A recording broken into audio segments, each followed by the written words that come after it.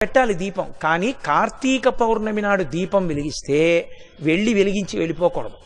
కొవ్వొత్తితో అస్సలు వెలిగించకూడదు దీపాన్ని. ఎందుకంటే అది చచ్చిపోయిన జంతువు యొక్క కొవ్వుతో తయారు చేయబడుతుంది. వెంటనే ఆ దీపం అపవిత్రం అవుతుంది.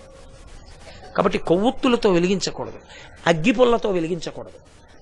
కార్తీక పౌర్ణమి నాడు సుగంధమైనటువంటి దాంతో, అంటే అగరుపుల్ల వెలిగించుకుని అగరపుల్లతో దీపాన్ని వెలిగించుకోవాలి. వెలిగించి వదిలేయకూడదు. దాంట్లోకి వెంటనే అక్షతలు తీసుకుని చేత్తో పట్టుకుని దామోదరమావాహయామి అని కానీ త్రయంబకమావాహయామి అని కానీ రెండు మాటలలో ఏదో ఒకటి చెప్పాలి. అంటే దామోదరుణ్ణి కానీ త్రయంబకుణ్ణి కానీ దీపం మీదకి ఆహ్వానం చెయ్యాలి. ఎక్కడైనా చెత్త ఉండిపోయినా కూడా రేపు లౌకికాగ్నితో వెలిగించకూడదు. ఈ ఆవాహన చేయబడిన దీపంతో వెలిగించి ఆ దీపం దగ్గర నిలబడి ఒక మాట చెప్పాలి అందరు. కీటాహ పతంగాహ మశక